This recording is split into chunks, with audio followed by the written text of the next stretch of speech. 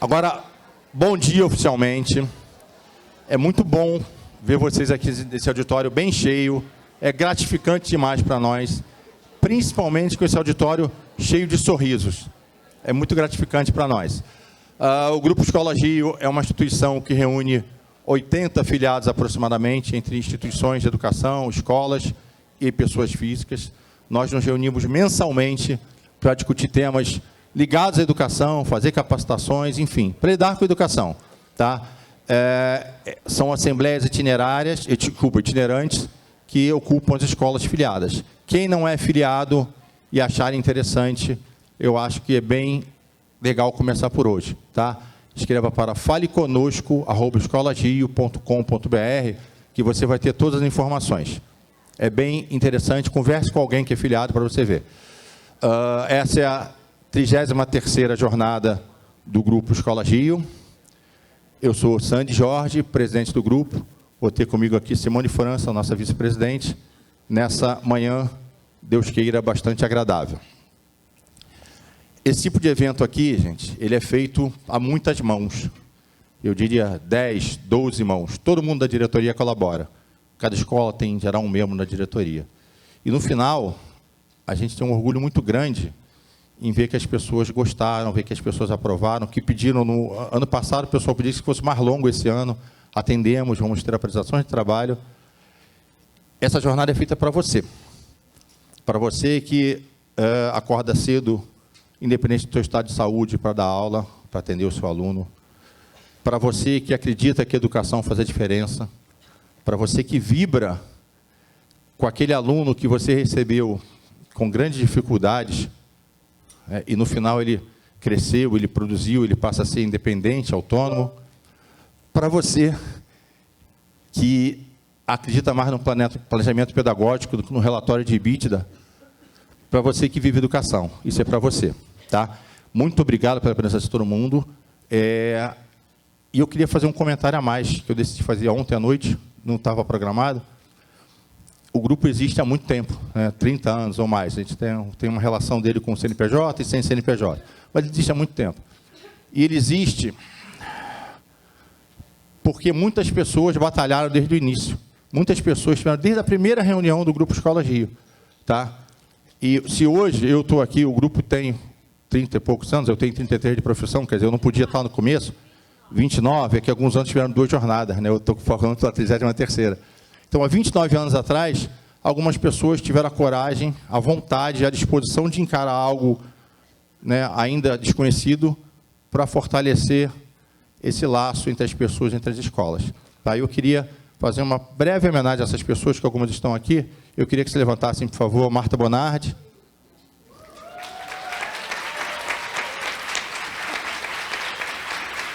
São pessoas que estão desde o início aqui. Ângela Correia. Obrigado, Ângela. Eu tenho mais, eu não tenho certeza se está aí.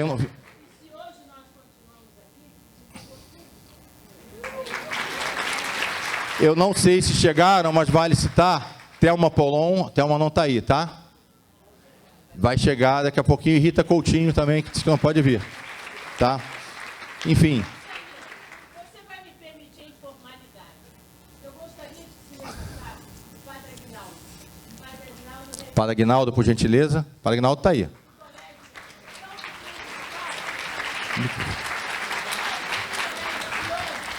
Padre Aguinaldo, Glédio São Vicente de Paulo, do Sion tem. Eu vi alguém do Sion aqui. Sim, tem ali atrás o pessoal do Sion. Eu quero dizer o seguinte, a vocês, a Ana está ali, a vocês uma gratidão enorme, porque foi no conjunto de Colégio São Vicente de Paula com o Colégio Sion que abriram caminho para nós e foram convidando as diferentes escolas. Nós estamos aqui, realmente, mas eles são os que abriram caminhos através da professora Sandra Calvé, do Colégio Sion, e da professora Nina, junto com o professor Arthur Mota, do Colégio São Vicente de Paula. Então, eu peço uma salva de palmas, porque eles são os fundadores.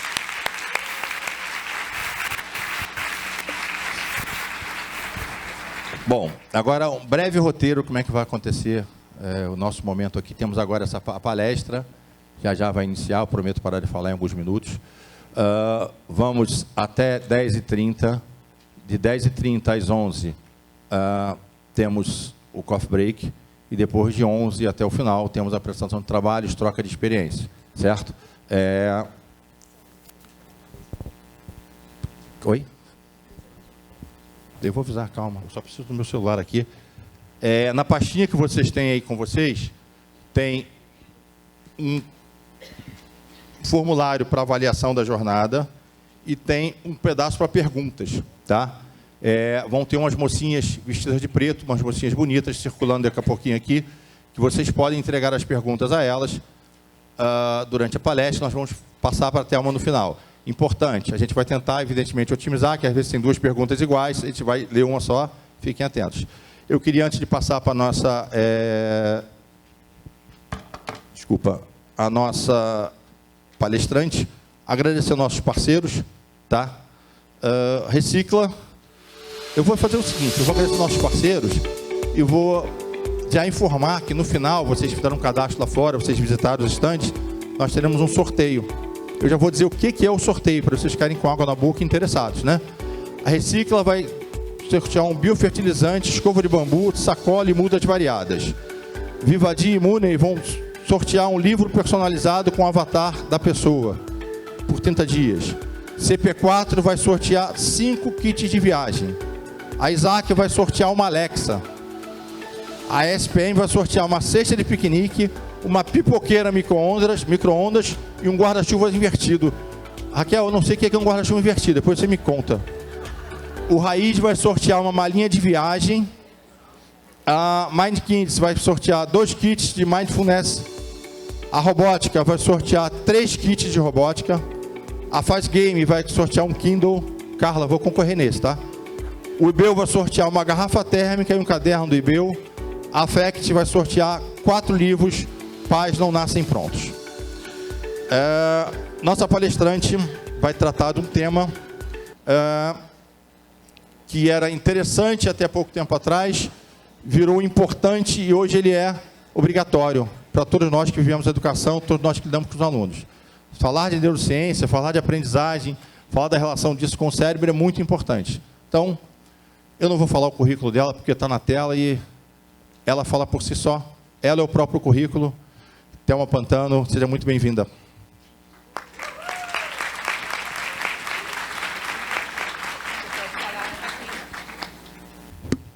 Olá, bom dia para todos.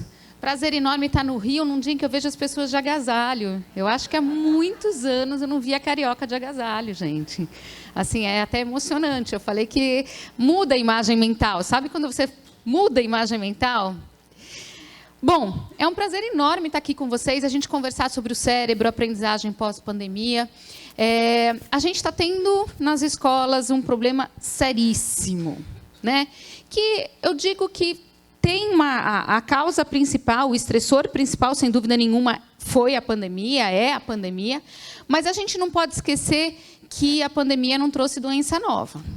A pandemia simplesmente tirou a poeira que estava todo mundo botando para baixo do tapete faz muito tempo, né? Eu brinco que eu ouvia tanto pai e tanta mãe falando assim, ai, olha, se não fosse eu, meu filho não ia ser alfabetizado porque a escola não fez nada. Olha, realmente quem ensina o meu filho sou eu. Lá na escola ninguém tem o desempenho, ninguém se dedica, a professora só sabe reclamar dele. E depois dessa pandemia teve uma mudança de discurso tão interessante. Meu filho é difícil. Olha, realmente ensinar para ele não para. Thelma, dá licença um instantinho, desculpa interromper. Claro. O pessoal no fundo não está te vendo. Você pode subir no palco, por gentileza? Posso. Obrigado. Então, a gente começou a entender um pouco esse processo do que é olhar para o outro. O que é entender um professor numa sala de aula?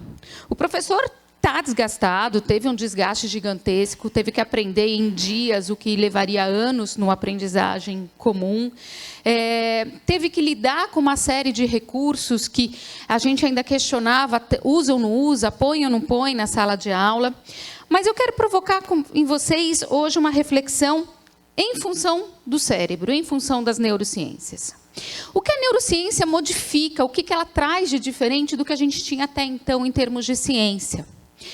Tudo que a gente tinha de linhas emocionais, de linhas cognitivas, da divisão entre português, matemática, história, geografia, da própria divisão das ciências, né? Elas eram questões puramente comportamentais. O que quer dizer isso? Vamos pensar um pouco no Freud, no Winnicott, Melanie Klein, Jung. Eles olhavam o comportamento emocional, seja do adulto, seja da criança, seja do adolescente, e eles tentavam pressupor o que estava passando no cérebro, a partir do comportamento. Então, por exemplo, a tal ponto que Freud criou a noção do inconsciente. Só que ele viu o cérebro? Não. Ele acreditava que o inconsciente eram memórias que a pessoa reprimia. E tinha uma área do cérebro de memórias reprimidas. Vamos pensar um pouquinho no Piaget, Vygotsky, Vallon. Piaget fazia perguntas para as crianças, primeiro os filhos dele, depois os pacientes dele, do hospital. A partir das respostas dessas crianças, ele tentava atribuir o mundo mental, o mundo cognitivo, o desenvolvimento cognitivo dessas crianças. Vygotsky estudava a relação entre a criança, como a criança se relacionava com o outro, como ela se relacionava com o ambiente, e ele foi descrevendo o efeito desse ambiente nessas crianças a partir do momento que ele olhava o comportamento dessas crianças, a mudança de comportamento. Tudo isso porque a gente acreditava que a gente nunca ia poder saber o que se passava no cérebro. A gente nunca ia poder ver um cérebro em funcionamento, um cérebro saudável funcionando. Só que a partir da década de 90 isso começou a se tornar uma realidade muito grande. A gente consegue ver um cérebro enquanto uma pessoa pensa, faz um cálculo matemático, enquanto ela canta, enquanto ela dança, enquanto ela fala, enquanto ela chora, enquanto ela lembra, tem uma memória boa ou uma memória ruim. A gente pode ver esse cérebro em funcionamento, inclusive intraútero. E quando a gente começa a poder fazer isso, a gente começa a perceber que comportamento é resultado. A gente estava considerando o resultado como um mundo mental. Só que quando a gente percebe que esse comportamento é o resultado, isso tem uma mudança muito grande para a nossa sociedade. Porque se eu quero mudar um comportamento, eu não regulo um comportamento com outro comportamento. Que foi o que a gente aprendeu a fazer a vida toda. Você está chorando, não sei se o pai de vocês era igual ao meu, mas engole esse choro. O que me importa é que você não chore. Você entra, bate uma porta, não bate a porta. O que me importa é que o seu comportamento seja regulado e que você não bata mais a porta. Eu chego, dou um chute numa cadeira, não pode chutar. Não pode bater no amigo. O que importa é que o seu comportamento seja regulado, mas que o seu comportamento seja regulado por regras. Se eu digo que esse comportamento é resultado, eu vou depender de regras, eu estou criando seres que dependem de regra a vida toda. O que eu quero dizer? Se vocês estiverem numa avenida e o máximo de velocidade for 50 por hora, mas você sabe que não tem radar, você está com pressa, você passa dos 50 por hora. Você está num lugar, você sabe que não pode jogar papel no chão, mas o lugar é meio sujo mesmo. Está com preguiça de ficar com aquele papel na mão, você vai jogar papel na mão. Você vai jogar o lixo no chão. Você vai tirar o papel da mão. O que a gente quer dizer com isso? Que a gente criou uma sociedade que funciona a partir de regras, mas que não considera os processos que levam à regulação do comportamento. Eu falo o que você pode ou o que você não pode fazer. Pode bater em pai e mãe, gente? Não, por que não?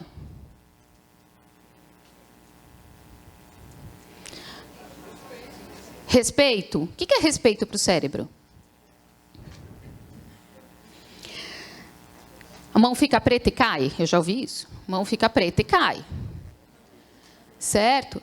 A questão principal é por que vocês não batem no pai e na mãe de vocês, embora dê vontade muitas vezes. Se lembra da adolescência? Dá vontade. Quem não teve essa vontade não viveu a adolescência de uma forma plena. Dá vontade. Não adianta esconder. Certo? Mas eu espero que vocês não tenham batido. O que a gente não entende é que não é a regra que controla o comportamento. A regra controla um comportamento enquanto quem deu a regra está do lado. O que controla o meu comportamento sou eu. Os meus pensamentos, as minhas emoções, resultam em comportamentos que só são regulados pela sociedade, pelo ambiente, se eu tiver reguladores.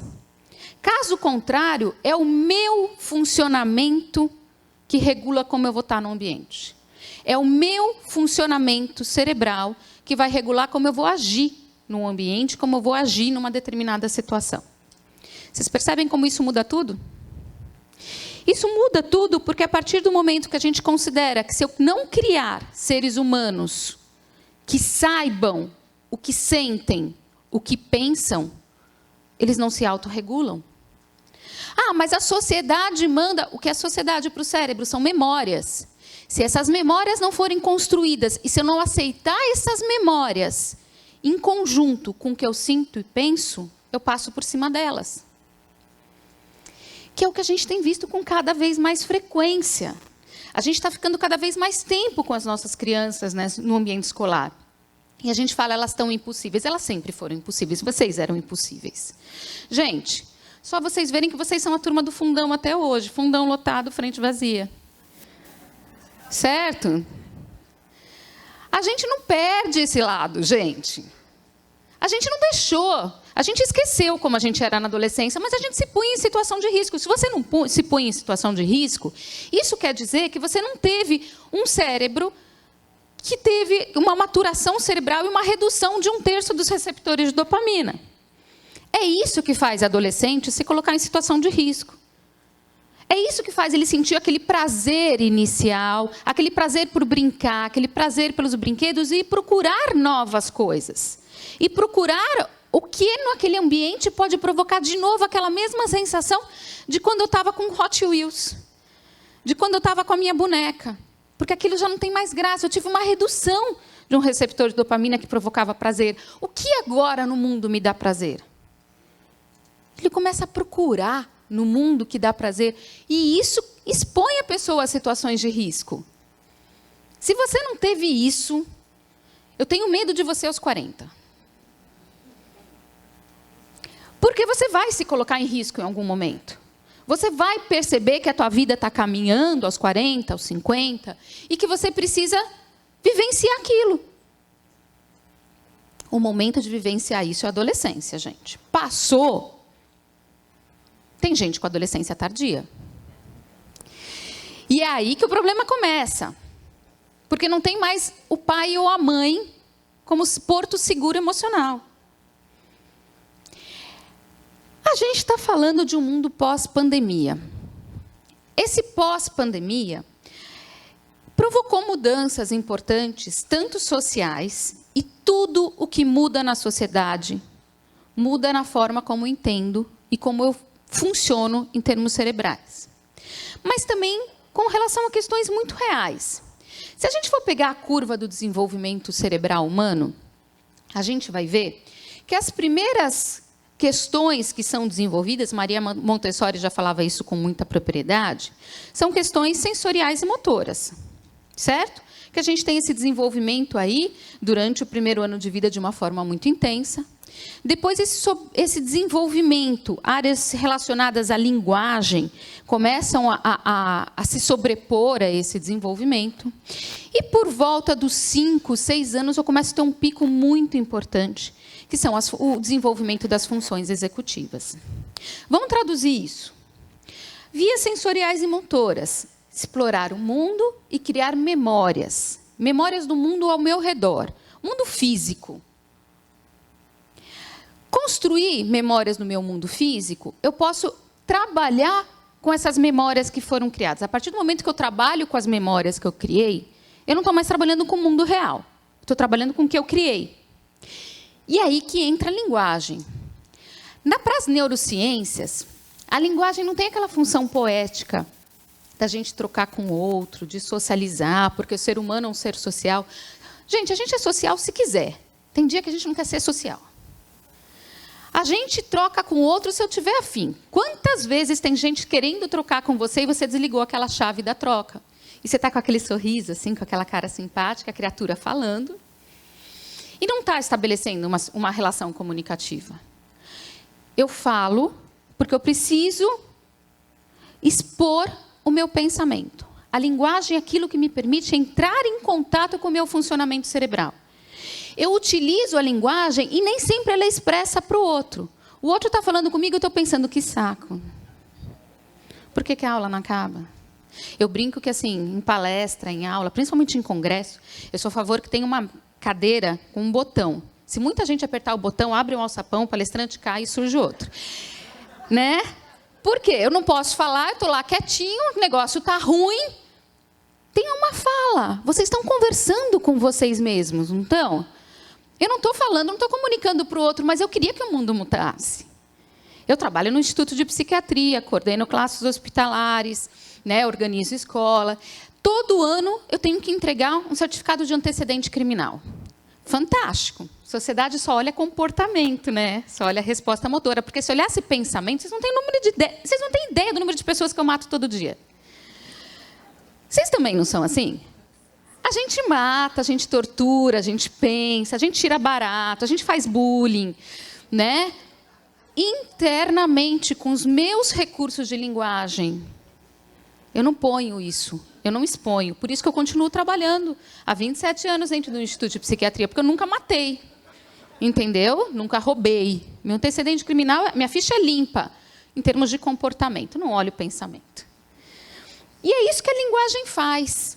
Ela começa a me dar a possibilidade de eu lidar com esse mundo interno. Minha mãe está falando, e eu, claro, mamãe. Claro, professora. Você sabe que você não pode fazer mais isso. Sei. Você sabe que seu comportamento não foi errado, né? E o que está passando lá dentro? E o meu comportamento que vai vir depois vai depender dessa linguagem que está me fazendo entrar em contato com o que eu sinto e penso e que não necessariamente vocês têm acesso. Mas é isso que vai formar o ser humano. É isso que vai regular o comportamento desse ser humano. E essa é a função da linguagem. É autorregulação. É automonitoramento. As regras sociais, o pessoal do direito, me desculpe, elas são para quando me pegam, porque se não me pegarem, eu continuo fazendo. Continuo pensando e continuo fazendo da mesma forma. Se não me pegarem.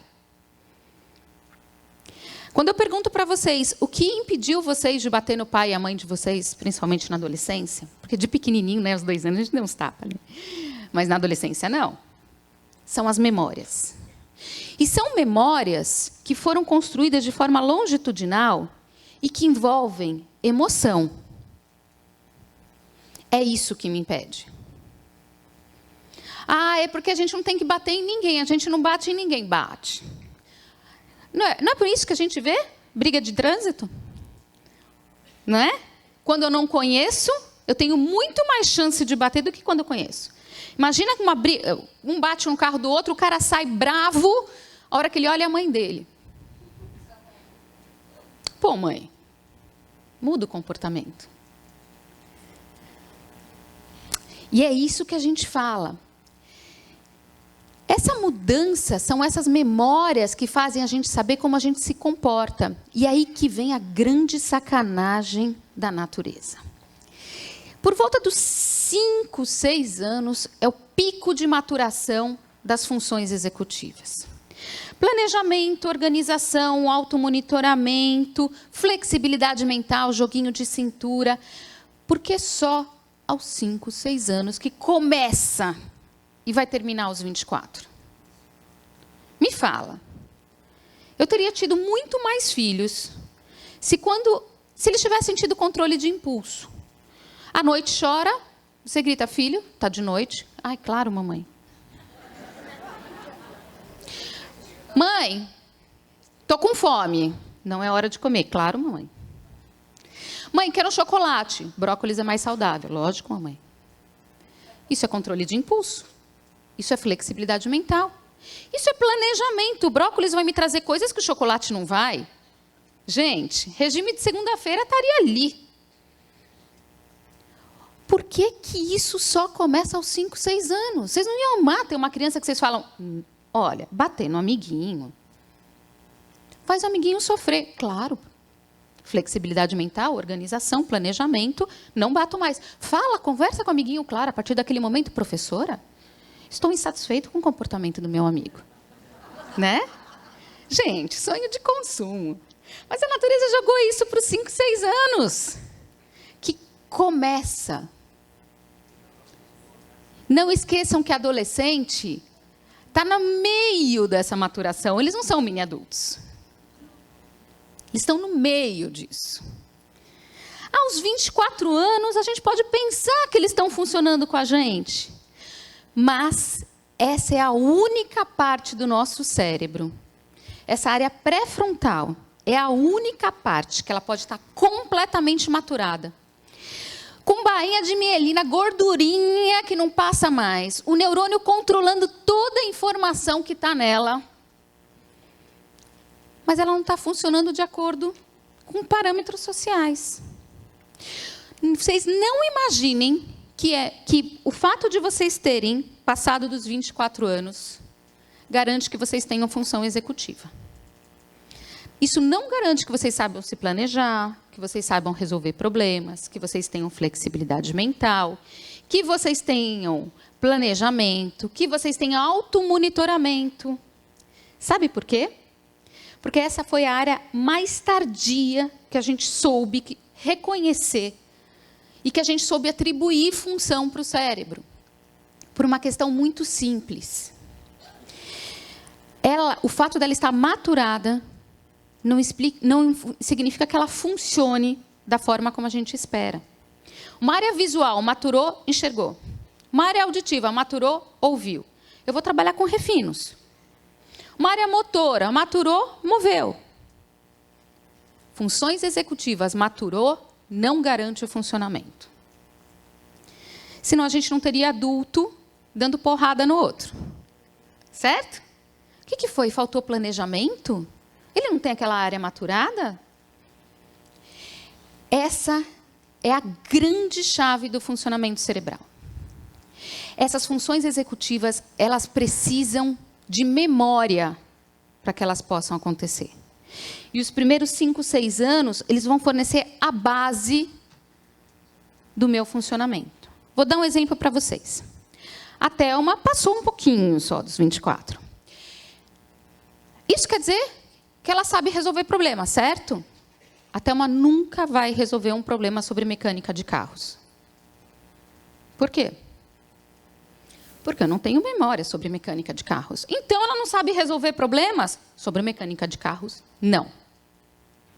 Ah, mas ela precisa disso, não precisa? Não. Por quê? Porque ela tem um telefone de seguro. Então, ela sabe resolver problemas. Mas não é do carro. É um intermediário para isso. Ah, e a Thelma controla impulso, não controla? Coloca um bolo de chocolate na minha frente. Não. Thelma não controla impulso.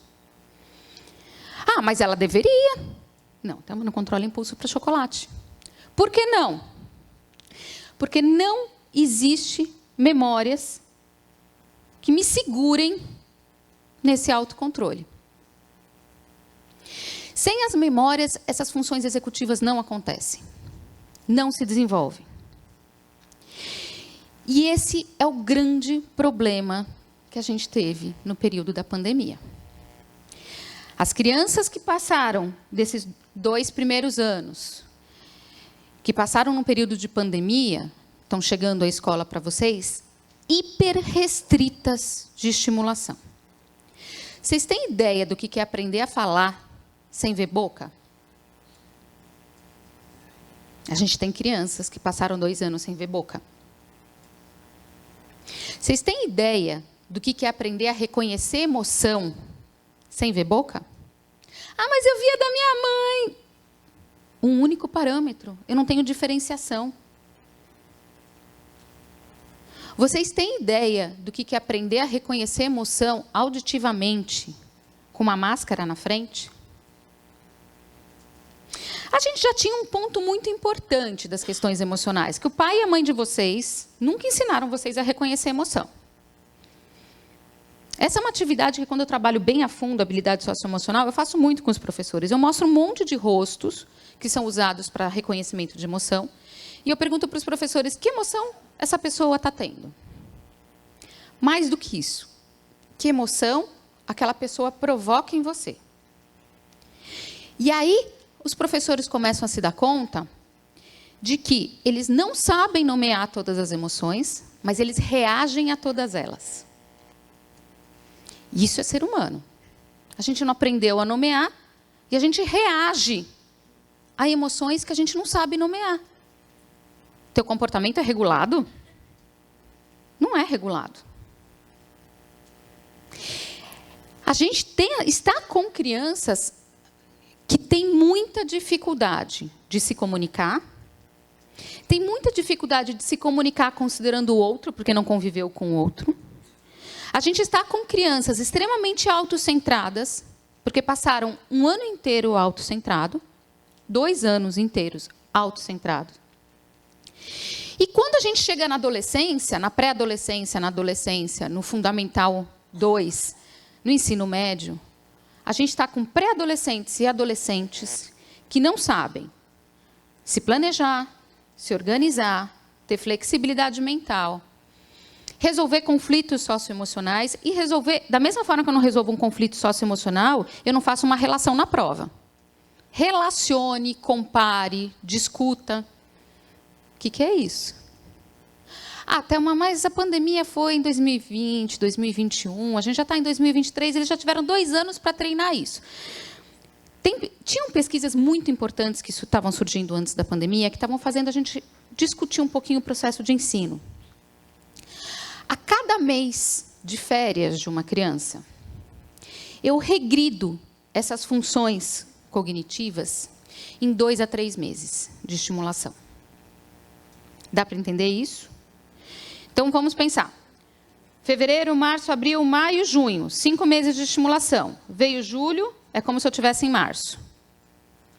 Aí, em agosto, vocês pegam a criança em março. Aí, vocês desenvolvem agosto, setembro, outubro, novembro. Aí, vem dezembro, janeiro. O quanto que a gente desenvolve? Mas ele está desenvolvendo outras coisas. Ok. Então, não conte com aquela habilidade de planejar, de resolver problemas, de se automonitorar no mesmo nível que ele saiu com você. Não considere isso um processo crescente contínuo. Em função disso, que é, por exemplo, países como a França, dão semanas de férias ao longo do ano para não ter longos períodos. A gente tem países que estavam sendo feito isso, e isso estava sendo muito discutido. É melhor dar pequenos descansos para o cérebro do que grandes períodos, em que você começa a apagar memórias e a apagar registros se eles não forem treinados. Mas mãe, pai, avô, vó, férias estimulam? Estimulam, gente. Agora a gente precisa entender o quê? Canais sensoriais. A gente perde o contato com o outro. Habilidades socioemocionais não são estimuladas. A gente perde treino de atenção, a gente perde treino de memória, a gente perde treino de automonitoramento. Por quê? Porque a gente está num ambiente em que tem sempre alguém para me monitorar. E esse foi um dos pontos da pandemia. Criança não gosta de eletrônico? Adolescente não gosta de eletrônico? A gente não gosta de eletrônico? Gente, é legal pra caramba. Entra no TikTok, vê se você percebe o tempo passar. Não percebe. Tudo isso é muito legal, né? E aí a gente fez uma coisa super bacana na pandemia. Porque a escola não era um serviço essencial. Juro para vocês que foi uma surpresa enorme para mim quando eu descobri que no Brasil a escola não era um serviço essencial. Se não é essencial, o que é? Eu estou pensando, até hoje, porque para mim foi um choque muito grande. Bom, a gente fez uma coisa muito legal. Se criança e adolescente é vidrado em tecnologia, sabe o que a gente fez? A gente deixou eles assistirem aula no computador. Eles não adoram computador? Vem assistir aula no computador, então. É super gostoso. Você não gosta de mexer? Não gosta de apertar botãozinho? Não passa horas na frente do computador? Assiste aula. Por que deu ruim? Porque deu ruim. Porque os professores não sabiam entreter meu filho. O professor não é joguinho eletrônico. Ah, o professor não sabia motivar o suficiente. Minha filha, a motivação é intrínseca. A motivação extrínseca, ela não se permanece por muito tempo. Ah, porque... Por quê? Por uma questão muito simples. A gente usa o eletrônico para entretenimento. A gente não usa eletrônico para aprendizagem. Vocês conhecem alguma criança, algum adolescente que vira para o pai e fala: pai, de Natal eu quero um joguinho educativo? Vocês conhecem? É pelo efeito que isso provoca no cérebro. Quanto mais eu tenho joguinho em que eu mato, em que eu roubo, tem aqueles, né, a cabra que sai quebrando, vai batendo em tudo, eu estou em processos automáticos, meu cérebro está em ação e reação, eu não preciso elaborar, eu não preciso pensar, eu não preciso colocar linguagem. Você quer ver o seu filho sair do eletrônico? É super simples. Senta do lado dele e começa a conversar sobre o que está acontecendo. Meu, você enche tanto a paciência dele que ele larga. Por quê? Porque você tira ele do automático, ele vai ter que pensar no que está fazendo. Se eu ficar no automático, é muito melhor. Eu sempre conto essa história, mas para mim foi um marcador muito importante. Eu lembro na faculdade, numa aula de neurofisiologia, que um professor falou: o cérebro é louco para aprender. Eu fiz uma cara assim, e eu devo ter feito uma cara muito feia, porque ele foi direto para mim: fala, Thelma, o que se passou na sua cabeça? Falei: professor, meu cérebro tem problema. E ele falou: por quê? Falei: ó, não é sua aula, não é nada pessoal. Mas se você perguntar para o meu cérebro se ele quer estar sentado, ouvindo o professor dar aula, ou se ele quer estar no meio de uma piscina, com um churrasco, com os amigos, ele não tem dúvida de onde ele quer estar. Aí ele falou: é que você não tem mais jeito, Thelma. Eu falei: ah, então tá bom. Perfeito, entendo que eu não tenho mais jeito e vou lidar com isso na minha terapia. E aí ele ri. Hoje nós somos colegas, a gente se encontra. Hoje eu falo para vocês de uma forma muito clara: o cérebro não é louco para aprender. O cérebro quer automatizar tudo, porque ele gasta menos energia. O que vocês fazem todos os dias com o cérebro de uma criança, com o cérebro de um adolescente, com o cérebro de um adulto, num sistema educacional, é tirado automático. Isso gasta energia, isso é cansativo pra caramba. Não vem falar que é gostoso. A escola tem que ser super gostosa. A escola tem que ser um ambiente em que eu me sinta confortável o suficiente para me arriscar até essa ativação, que é cansativa pra caramba. Aí aprender é gostoso. Para quem? Para mim, que escolho o que eu vou ler. E que escolho o que eu vou aprender. E que faço relações já num nível bem legal. Para aquela criança que está sendo alfabetizada, ela está ativando áreas de uma forma extremamente cansativa. Adquirir conhecimento é um processo cansativo, ainda mais em grupo, em conjunto. Não é fácil. Por isso que muitas vezes a criança fala: ai, não quero ir para a escola. Da mesma forma que vocês falam: ai, não quero trabalhar. É igual, gente. Ai, que droga o despertador. Ai, que droga o despertador. Mas vamos. A gente tem que trabalhar esse cérebro. A minha filha sempre pergunta para mim: mãe, para que eu preciso disso? E aí vem com conteúdo esdrúxulo. Eu falo: para estimular teu cérebro. Acabou. Mas, mãe, não posso estimular de uma outra forma? Ai, desculpa, com seno, cosseno e tangente, eu não consigo pensar em outra coisa que estimule essa área do seu cérebro. Estimula agora, que depois eu acho que você não vai estimular mais. É agora. Certo? Como você não vai para a área de engenharia, esse é o momento de estimular essas conexões. Vai fundo, filha. Mas é cansativo pra caramba. E é aí que a gente pensa que quando a gente colocou crianças e adolescentes nesse mundo pós-pandemia, frente a uma baixíssima estimulação dessas funções que envolvem atenção voluntária, porque o automático eles tiveram de monte. O joguinho eletrônico, o computador, o HC, lá, o Instituto de Psiquiatria, que a gente atende crianças do Brasil inteiro, a gente não tem mais como marcar, tem triagem para mais ou menos 4 anos para vícios de internet, depressão, ansiedade e, principalmente, eu acho que é um foco importante, diagnóstico diferencial de TEA. Transtorno do espectro autístico. Passou 2 anos sem se relacionar com o ser humano, agora está difícil socializar. Ele é TEA ou não é TEA? Quanto tempo vai levar para o estímulo do ambiente recuperar aquele potencial de troca com o outro? E é aí que esses processos que não são automáticos, as funções executivas, elas só são acionadas quando eu não posso estar no automático. Tem 3 níveis de funcionamento dessas funções executivas. Um é o automático, que eu falo assim, gente, se a gente for pegar os pesquisadores, a gente vai ver que todos eles tinham uma ponta de verdade muito grande, os que olhavam muito o ambiente. Mas é porque eles pegavam grupos muito específicos. Sabe aqueles que falavam que ainda somos os mesmos e vivemos como os nossos pais? Sabe, música? Mas são aqueles que falam que a gente reproduz padrões. A gente vive conforme as nossas memórias. Esse é o nível mais básico das funções executivas, em que eu não penso e eu fico no automático. Se eu vi minha mãe fazendo, eu faço também. Se eu vejo meu pai fazendo... Sabe quando vocês estão na sala dos professores? E vocês falam assim, gente, o Joãozinho fala tanto palavrão, e alguém fala, você já viu a mãe dele? Então, esse é o nível automático de funcionamento. A gente pega o padrão e reproduz. Tem muita gente... A gente tem um estudo americano que pegou uma amostra populacional que mostra que 70% dos americanos funcionam nesse nível. Para diversas decisões da vida. Se eu tenho a memória, eu faço. Sabe aquele comportamento de grupo? Está todo mundo fazendo, eu vou fazer também?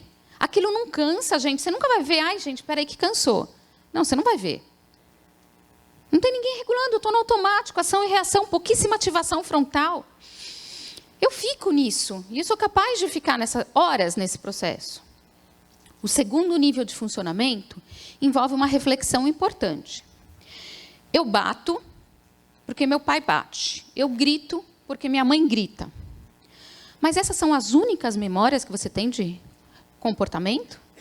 Você não tem uma professora que não grita? Você não tem uma coordenadora que não bate? Por que você está escolhendo aquele modelo que você vê com frequência frente àquele outro? Exatamente porque você vê com frequência. Exatamente porque ele é o mais fácil de ser acionado, porque ele é o que mais é ativado. Mas você pode sair do automático. Para. Antes de se comportar, para. E vê o que outro tipo de memória você tem e como você quer agir. Para um pré-adolescente, criança é muito difícil, mas para um pré-adolescente, para adolescente, principalmente para um adulto, começar a agir assim, ele precisa treinar. E precisa de muito treino. Ele precisa de modelos que funcionem saindo do automático. Ele precisa de pessoas que mostrem para ele como se pensa, como se escolhe um comportamento. E, principalmente, uma autonomia, uma responsabilidade frente à decisão do comportamento que eu tenho. Eu escolho como eu vou responder. Eu escolho como eu vou me comportar. Ah, mas todo mundo faz, eu faço. Ok, você escolheu ficar no automático. Não, eu não quero, eu não gosto, eu não aceito aquele comportamento. Minha mãe vivia num mundo que é diferente do meu. Eu vou viver e vou escolher pensar de uma forma diferente, me comportar de uma forma diferente frente a algumas pessoas, frente a algumas situações. Eu estou responsável pelo meu comportamento. E no nível mais alto, que pouquíssimas pessoas conseguem chegar, mesmo que eu não tenha memória base, eu posso escolher como me comportar, eu posso criar uma nova forma de resposta ou de comportamento e ver no que dá. Eu começo a testar, treinar comportamentos que, mesmo que eu não tenha memória, eu quero ver no que dá. É o grau mais alto. A gente está falando que tudo isso é um funcionamento cerebral que envolve eu entender um ambiente, entender as rotas socioemocionais, emocionais que estão envolvidas. E quais as possibilidades cognitivas que eu tenho? Lembra que eu falei que as pessoas dividiram o cérebro entre emoção e cognição? Isso não existe em neurociência. Vou dar um exemplo para vocês. Existe um mecanismo que é a hiperativação da amígdala. A amígdala é a grande estrutura de emoção. Que quando ela é hiperativada, o hipocampo automaticamente, que é uma estrutura relacionada à formação de memórias a longo prazo, ele automaticamente registra aquela memória que provocou a hiperativação da amígdala. É automático. Quando a gente descobriu esse mecanismo, começou a surgir alfabetize com emoção, escola com emoção. Eu falo com escola com emoção, é hospital psiquiátrico. Todo mundo alegre, triste, susto. Não dá, gente. Esquece isso. Não é assim que funciona. Eu preciso ter uma hiperativação. Vocês não vão ficar hiperativando o aluno de vocês, porque, nem vocês aguentam. Vocês não têm... Ninguém aqui tem capacidade de ficar toda hora hiperativando a amígdala, mas esse é um mecanismo. E esse é o mecanismo intraútero que forma as primeiras memórias cognitivas. As primeiras memórias sensoriais e motoras. Elas só acontecem porque eu tenho uma hiperativação da amígdala. Ou seja, é uma hiperativação da emoção que me constrói cognitivamente. Dá para entender que constrói a base do meu funcionamento cognitivo. Então, imagina que está o bebê lá, ele abre o olho e surge uma coisa na frente dele.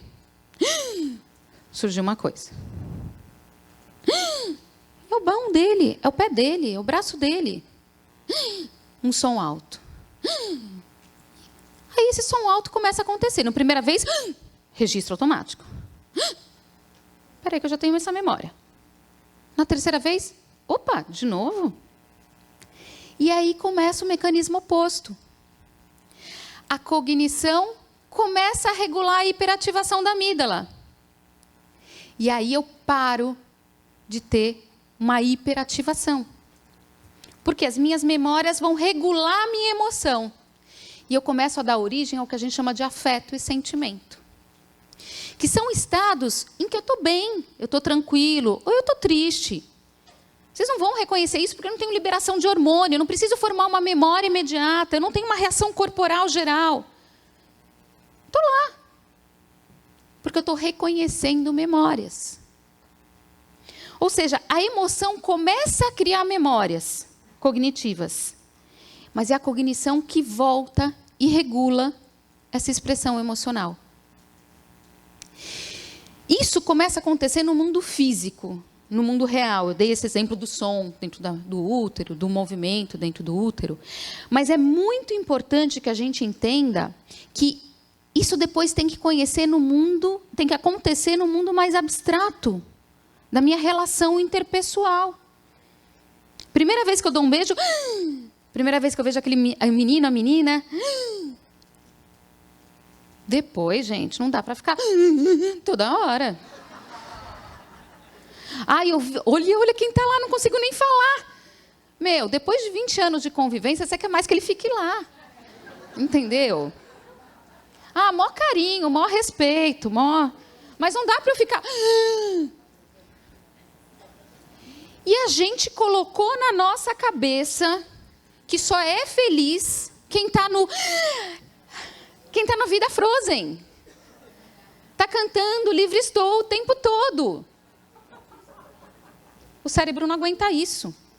Ficar muito tempo nesse estado libera cortisol. Você vai matar neurônio, você vai virar ameba. Não faça isso com você.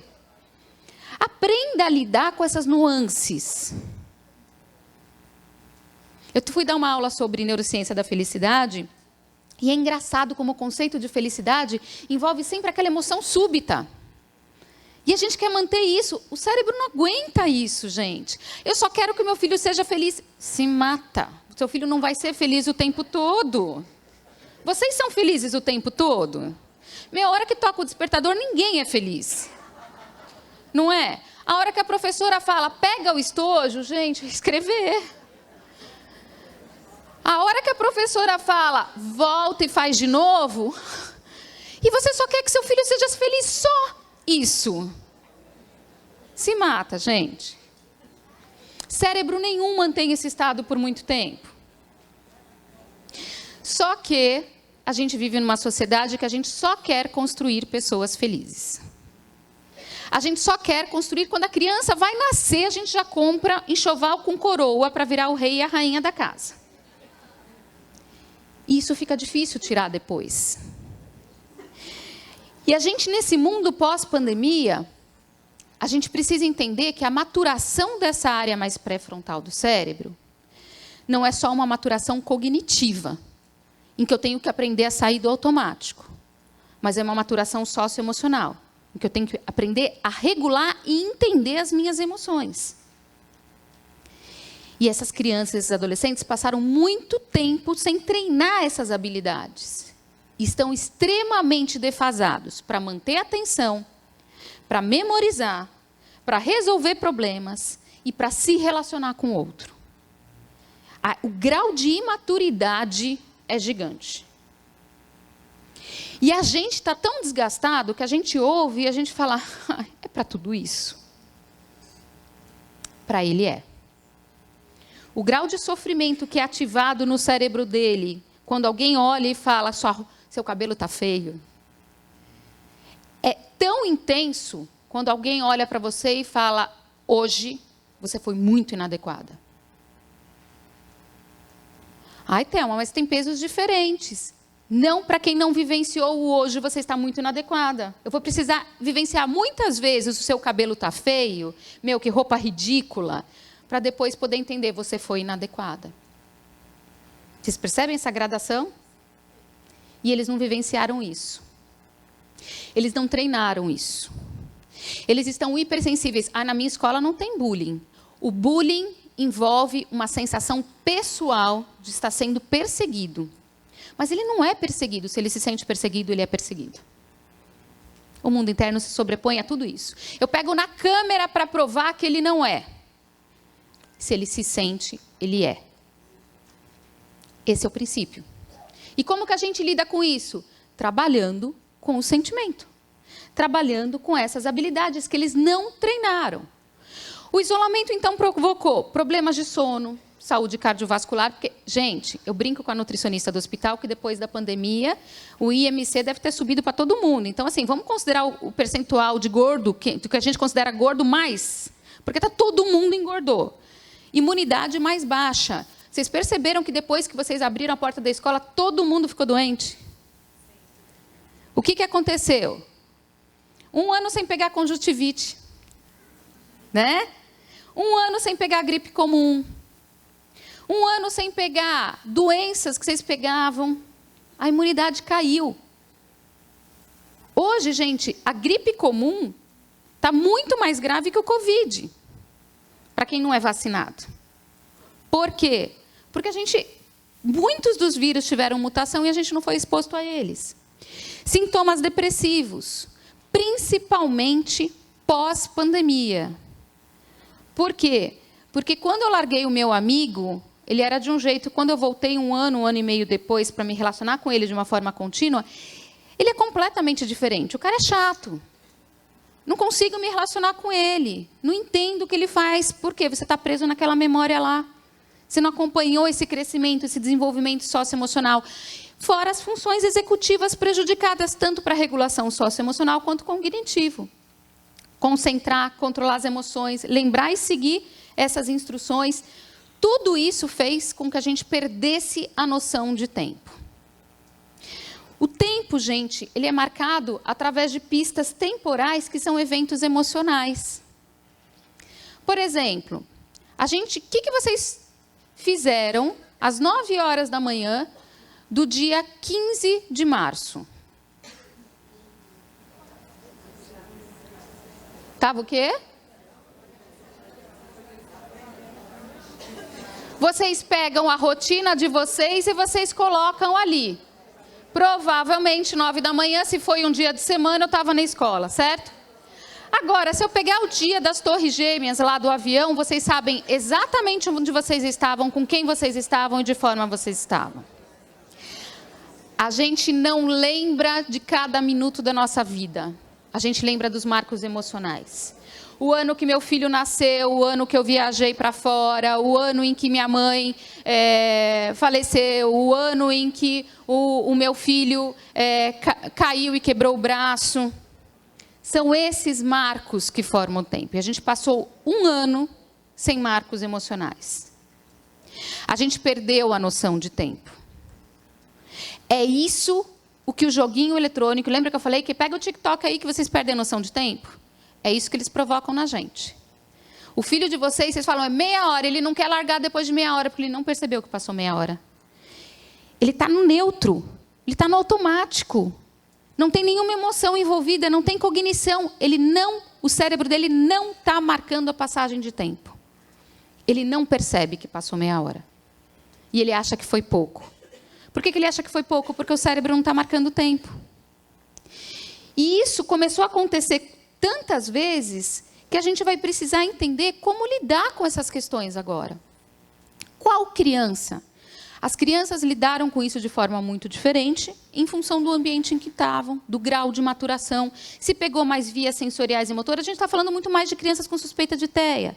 Linguagem, muito mais crianças com dificuldade de expressar e socializar. Funções executivas, adolescentes e pré-adolescentes sem autonomia, com dificuldades interpessoais gigantescas.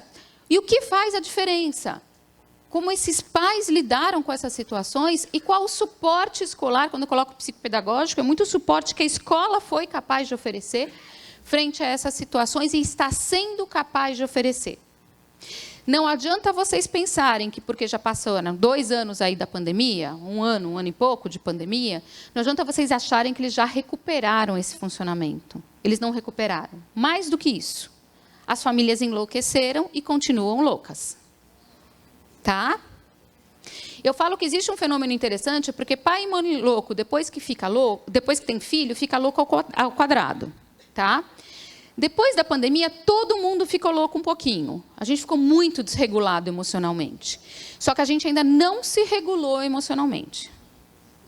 A gente ainda está muito hiperreativo ao outro. A gente passou muito tempo autocentrado. E a gente está hiperreativo ao outro. E é aí que a gente começa a perceber a importância da gente entender essa neurodiversidade, que é um conceito que não é só para patologia. É um conceito que envolve ambientes diferentes, cérebros diferentes, respostas diferentes, estímulos diferentes, professores diferentes, coordenadores diferentes, equipe escolar diferente. Essas diferenças geram diferenças muito importantes, em que a gente precisa entender, em primeiro lugar, o básico é a gente entender quem é o adulto e quem é a criança. O adulto, teoricamente, tinha que entrar em contato com as suas emoções e com seus pensamentos. O adulto, teoricamente, tem que olhar e falar, hoje eu não estou legal. O adulto, teoricamente, tem que entender que, nossa, essa criança não está conseguindo, porque para ela está exigindo muito esforço. Qual é a possibilidade que a gente tem de auxiliá-lo nesse processo? De retornar, tirá-lo do automático e começar a colocar gradualmente num processo cognitivo mais intenso, que não vai ser gostoso. Esquece a felicidade nesse momento.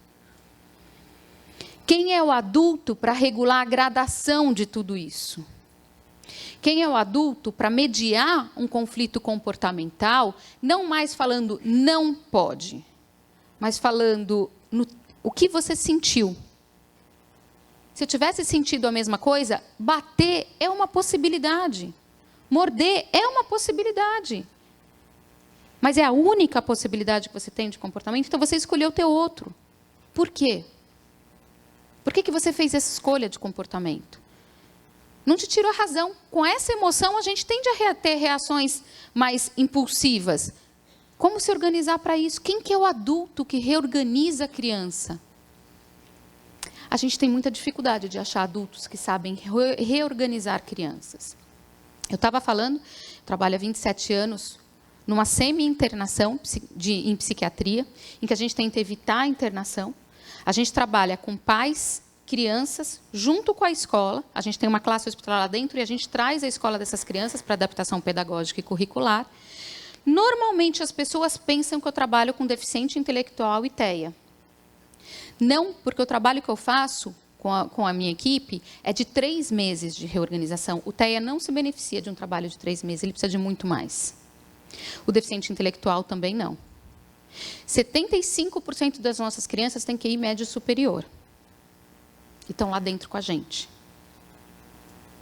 São famílias muito doentes que não conseguem regular o comportamento de uma criança. Vocês acham que essas crianças nunca ouviram que não pode bater? Eu tinha um menino lá de 7 anos que já tinha sido expulso de 11 escolas. Futurão, né? Futurão. Vocês acham que ele nunca ouviu o que ele pode e o que ele não pode? Ah, mas ele é doente, toma um remedinho, passa. Não passa se o ambiente não ensiná-lo a lidar com esse potencial.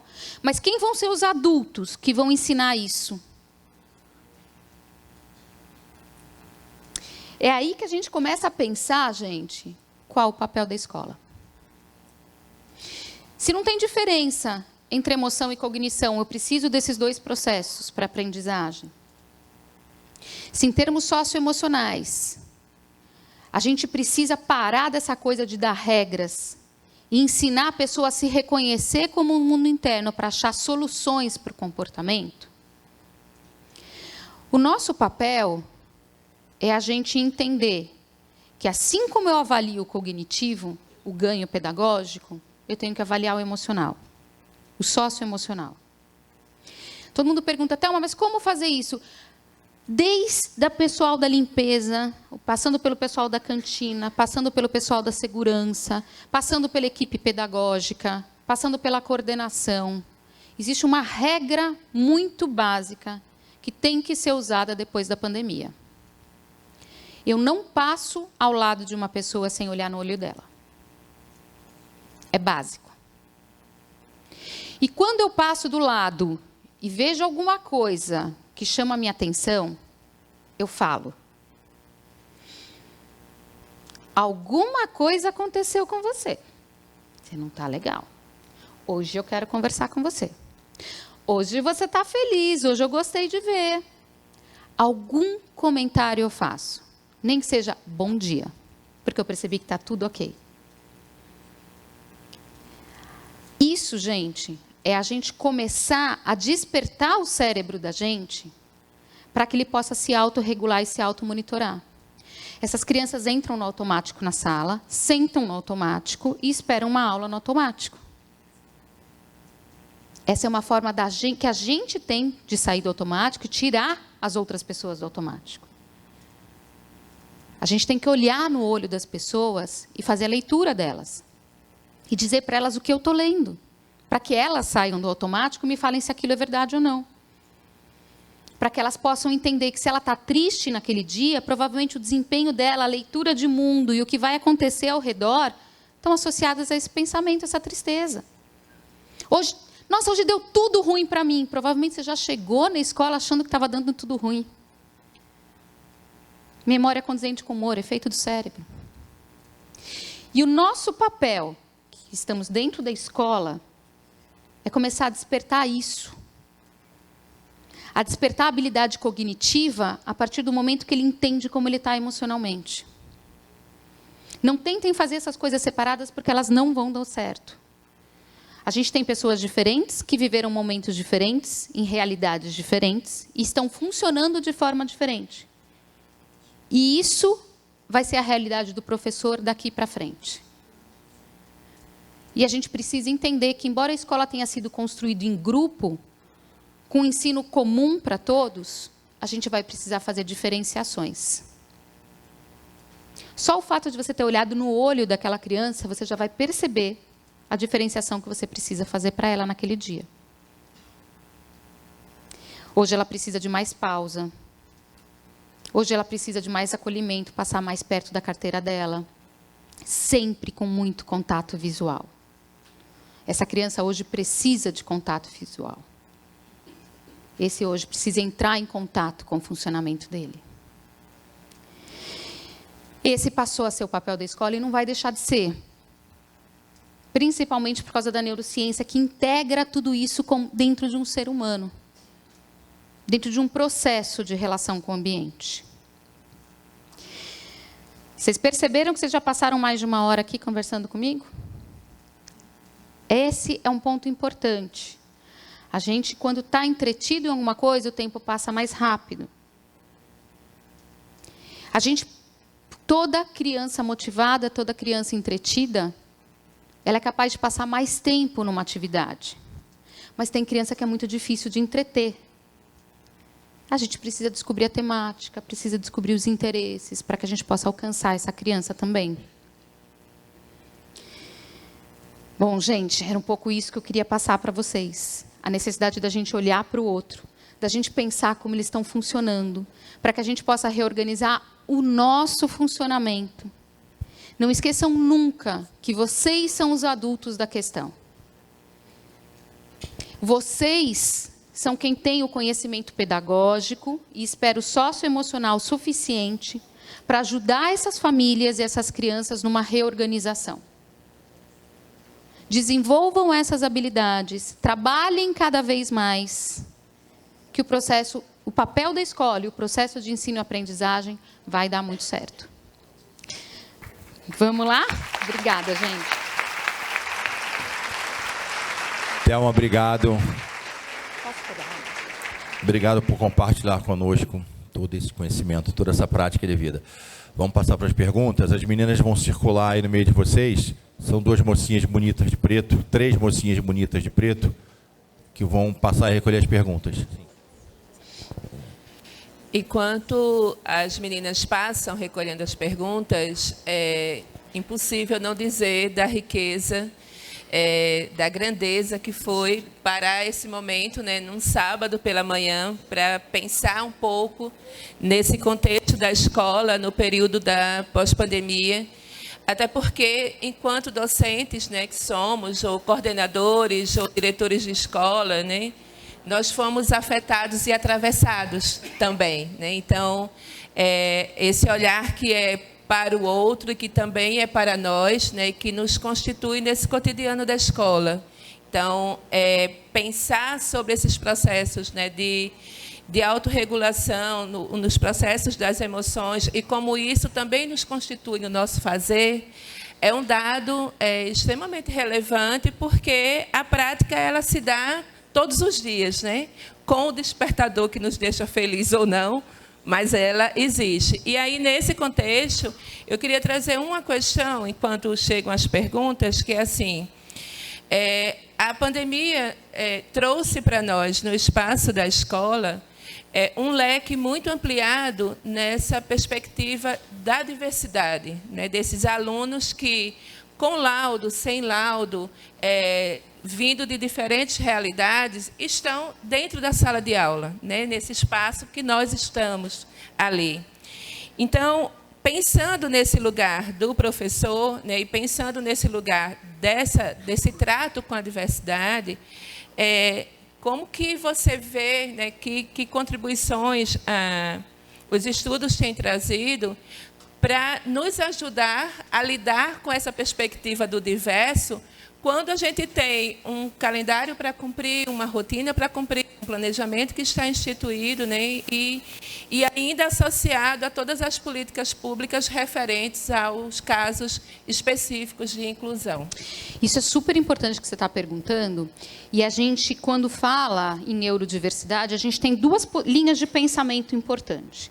A primeira é que, assim, se ele é neurodiverso e está na minha sala de aula, todos nós somos neurodiversos, mas ele tem um laudo, ele tem um diagnóstico. Então, estão pedindo uma questão mais específica para ele. Eu tenho 2 formas de pensar. Ou eu individualizo essa criança, ou eu organizo a minha sala a ponto dela poder ser individualizada. A minha aula ser construída de uma forma individualizada. O que eu encontro, na maior parte das vezes, são escolas que preferem colocar mais auxiliares de sala, mais AT, para fazer um trabalho individual com aquela criança. É uma possibilidade? Mas você não está desenvolvendo a habilidade da criança. Mas o professor não está desenvolvendo a flexibilidade mental que ele precisa para aprender a trabalhar na neurodiversidade. O que eu falo sempre? A primeira coisa que a gente tem que pensar é que a aula tem 40 minutos. 40, 45 minutos. E o professor faz uma programação para essa aula. Uma aula bem dada. Isso tem um monte de pesquisa que mostra para a gente, que uma aula bem dada, ela traz pouquíssimo de informação nova, mas ela reconstrói as informações que o aluno já tem da vivência dele, da experiência dele. Então, a primeira coisa que eu faço é sentar com o professor e falar assim, na sua aula, quais são os momentos em que é imprescindível foco e atenção? Não são 40 minutos, porque vocês não têm 40 minutos de atenção. Vocês não conseguem ficar 40 minutos atentos. Nenhum ser humano que tenha dormido 8 horas sem despertar, com vários ciclos de sono REM, mantém 40 minutos de atenção. O que você preparou? Nessa minha explicação, essa explicação só pode ser oral? Enquanto você está dando explicação, pode ter algumas imagens em que um mostra para você a sequência do que você está falando, em que o outro está fazendo um mapa mental, em que o outro está fazendo um desenho que reflita aquilo que você está falando, em que o outro está escrevendo as palavras-chave, em que você coloca as crianças ativas de forma diferente nesse período fundamental.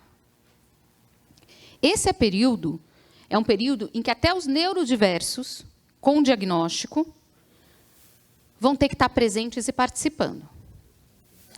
Os outros momentos são de reforço daquele período principal. Toda aula... Gente, olhem a programação de aula de vocês. Toda aula é planejada assim. Vocês vão começar a dar exercícios, reflexões, colocar em discussão, em bate-papo. Ok, vamos trabalhar. Só que é aí que começa a nossa flexibilidade. Quem precisa fazer todos os exercícios? Quais são os exercícios essenciais para aquele? Quem que pode sair para beber uma água? Quem que pode retornar? Quem que vai pegar e recolher o papel, porque naquele momento ele precisa de um descanso? Quem que não vai fazer o exercício no livro, mas vai fazer um desenho correspondente ao que ele entendeu? Quem que, ao invés de ficar respondendo questão ou fazendo exercício, vai poder me mostrar um pouco do seu mundo mental num papel? Quem que vai poder procurar sites ou fazer busca de temáticas relacionadas para acrescentar coisas? A gente pega os de altas habilidades. Eu quero que você me traga mais. Eu tenho um menino com altas habilidades na sala de aula que o papel dele, depois que o professor explica, principalmente na aula de história, é procurar as fofocas do que envolve aquele período que o professor está trabalhando. Gente, mas esse menino ama isso, porque depois vem e as crianças também, né? Porque aí vem a hora da fofoca. Agora a gente vai contar os babados do Henrique III.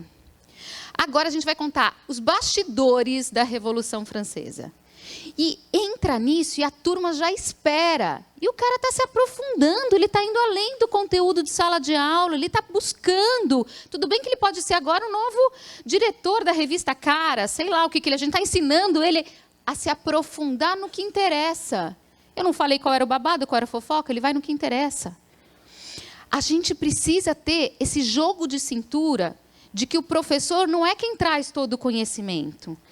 Não são todos os exercícios que têm que ser feitos. O exercício é reforço de memória. E eu posso colocá-lo de formas muito diferentes para pessoas diferentes, em quantidades diferentes. Isso é trabalhar com a neurodiversidade. Eu entender que os 40 minutos da aula constituem um pequeno período de atenção focada e sustentada. E que o professor tem, nesse período, que diversificar as estratégias de manutenção da atenção. Não é todo mundo me olhando. Gente, é chato. Um que pode desenhar. E depois vai pegar aquele desenho que pode virar um ícone. Na hora da prova, aquele desenho na lousa pode tirar o branco de muita gente. O outro fez um mapa mental. Aquele mapa mental pode ser a base da sua revisão de aula no dia seguinte. Você não precisa rever o que você fez. Você chama alguém, vem cá, explica teu mapa mental, me explica teu desenho. A gente começar a tornar, eu acho que as metodologias ativas estão aí para isso, mas a gente poder entender que aluno não precisa ficar na sala por 40 minutos. Não são todos os alunos que precisam preencher todas as questões. Não são todos os alunos que precisam fazer a mesma coisa que todo mundo no tempo todo. É a gente diversificar as metodologias em sala de aula. Obrigada, Thelma. Tem uma pergunta da Célia Ramos, do Colégio Santa Teresa. Ela diz assim: quem e como preparar esses profissionais para esses novos alunos? Porque nós precisamos de preparo. Com certeza. Eu acho que a gente precisa começar a pensar muito nas formações que a gente oferece para os professores, sair daquela formação teórica, a gente começar a experienciar formações mais práticas. Formações práticas não é assim o que eu faço, mas que promovam uma diversidade de estratégias, que promovam uma diversidade de pensamentos. Eu costumo falar que a gente só vai saber ensinar de um jeito diferente quando a gente aprender de um jeito diferente e ver isso acontecendo. Porque a gente cria memórias. Se vocês quiserem começar... A gente fica muito rígido falando, não, mas se sair gente da minha sala de aula, vai virar bagunça. Em vez de deixar 3, 4 pessoas como auxiliar de sala, com AT, com não sei o que lá, essas pessoas, elas auxiliam fora da sala de aula, elas entram em momentos pontuais. Ter 2 pessoas, o professor regente e alguém que auxilie o professor nessa movimentação, alguém que esteja pronto ali no corredor para auxiliar esse movimento, não vira bagunça. O que a gente precisa desconstruir aquela ideia de que a gente aprende sentado em 40 minutos. Gente, vocês já fizeram curso online? Já, né? Principalmente na época da pandemia. Qual é o nível de aprendizado? Vocês estão sentados ouvindo pessoas falando. Vocês não deviam ter um nível de aprendizado. Ainda tem gente que fala para mim assim, eu quero ver 2, 3 vezes a aula, você pode ver 300. Teu cérebro não está pronto para aprender dessa forma. Com criança, menos ainda. Com adolescente, não dá. A gente tem que tirar essas crianças, esses adolescentes da carteira. Mas por que ele pode fazer de um jeito e eu não posso? Você também pode, você precisa. Experiencie um dia. Você sabe que eu já fiz isso numa escola? Tinha umas crianças reclamando que também queriam a prova grifada.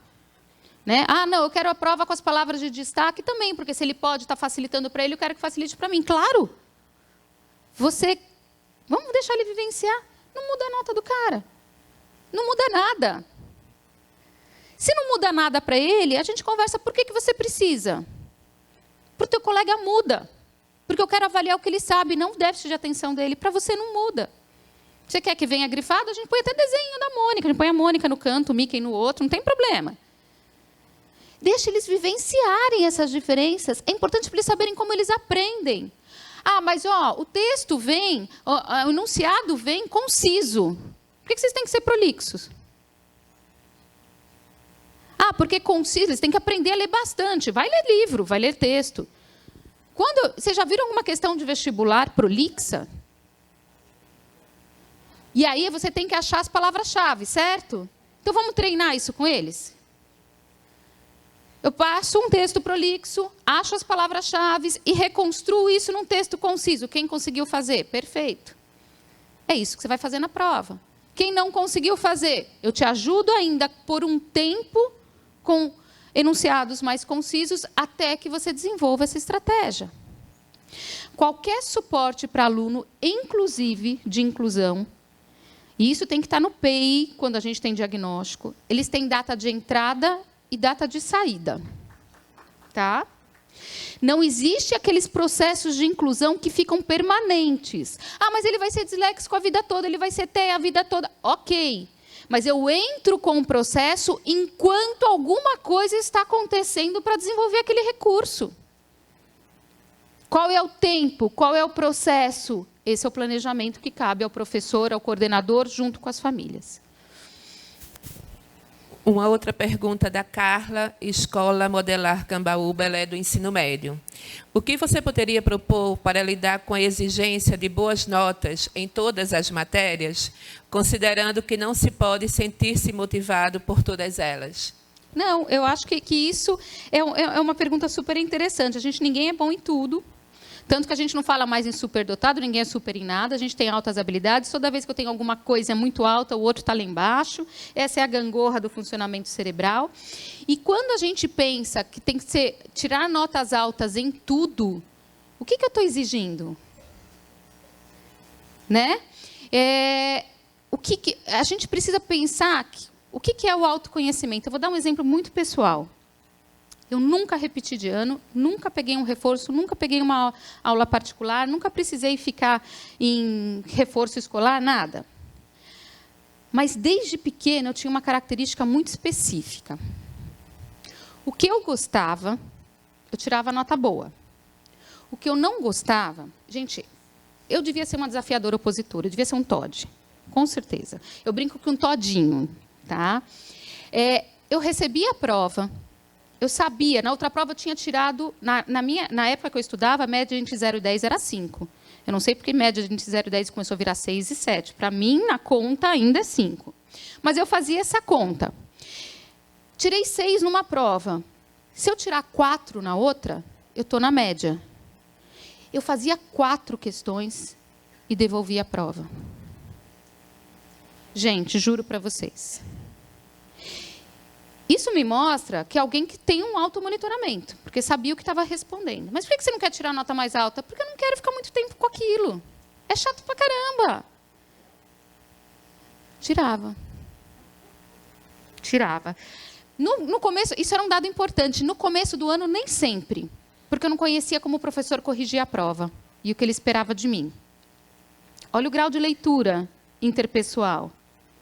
Se a gente conhece o professor, a gente sabe como ele gosta que esteja escrito. Não é? A gente sabe como ele corrige. Assim que eu pegava o jeitinho do professor, tirava. Mas isso não é necessariamente habilidade cognitiva, isso é habilidade socioemocional. Eu precisava ler o outro para poder entender até onde eu ia. Às vezes eu não tinha certeza, putz, essa questão está difícil, eu não estou sabendo isso, eu fazia uma a mais, para garantir. Mas não passava disso. Por que o final da prova... Eu lembro que uma pessoa falou assim, por que você nunca faz o final da prova na minha matéria? Eu falei, porque eu não preciso tirar tudo isso de nota.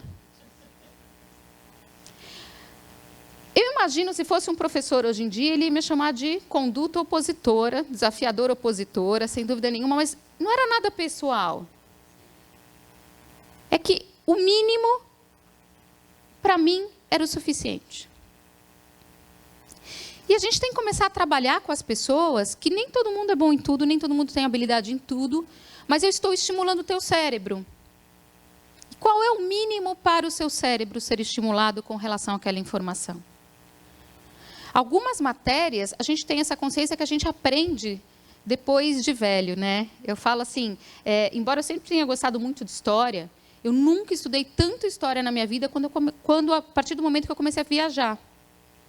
A poder escolher para onde eu vou, o que eu quero fazer. Eu nunca estudei tanto história, nunca estudei tanta geografia. A partir do momento que eu comecei a fazer isso. E não é uma coisa que as crianças normalmente têm experiência e podem ter.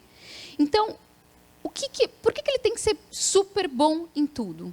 Isso é uma coisa que a gente tem que trabalhar muito mais com os professores, entendendo que não é uma questão desafiadora, não gostar da sua matéria, não gostar do que acontece na sua matéria, mas principalmente com as famílias. Eu não tenho que ser bom em tudo. Eu tenho que ter um mínimo e eu preciso entender qual é esse mínimo.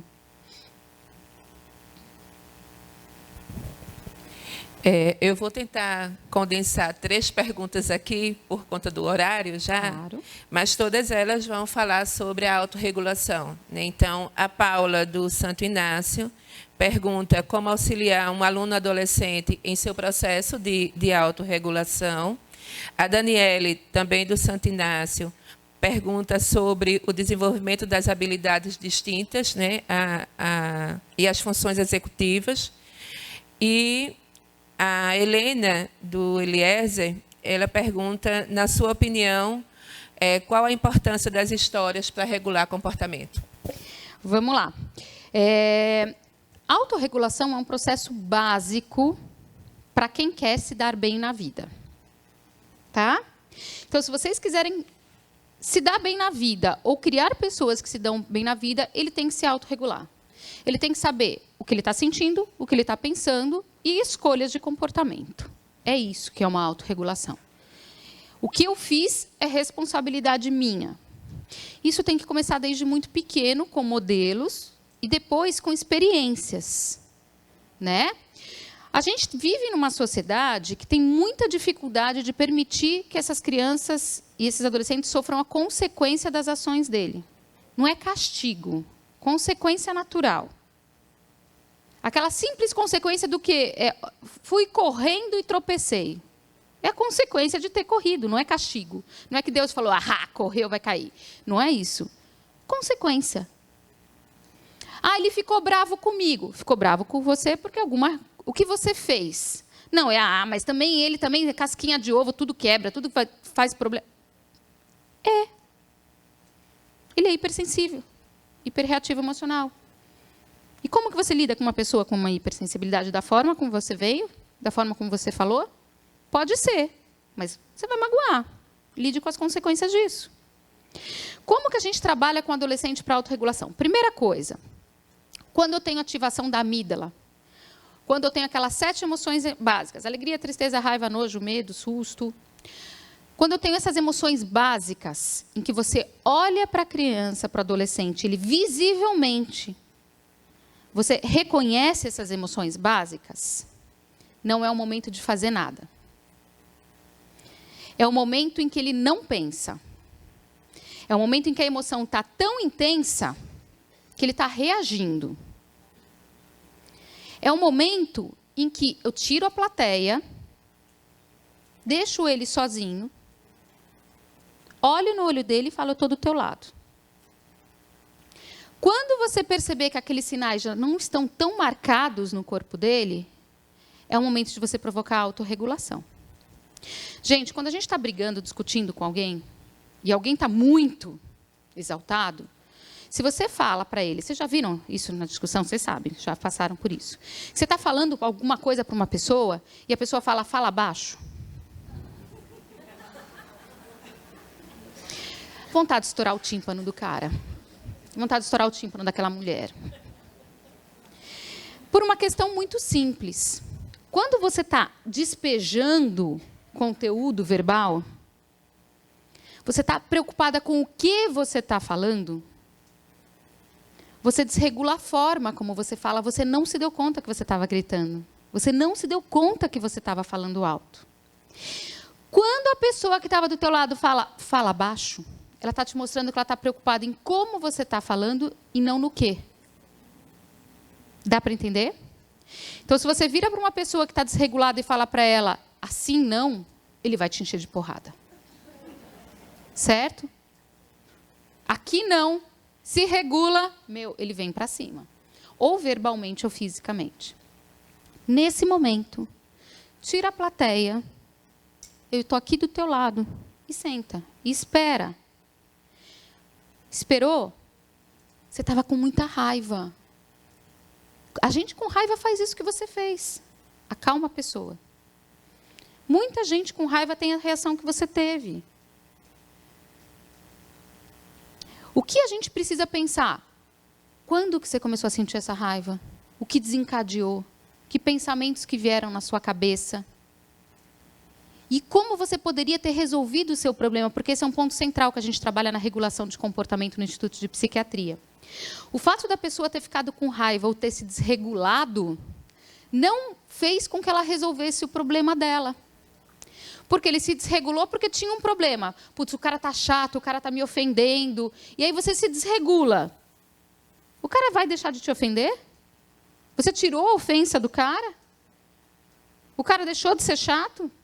Ou seja, o seu problema, o que desencadeou a tua raiva, continua lá.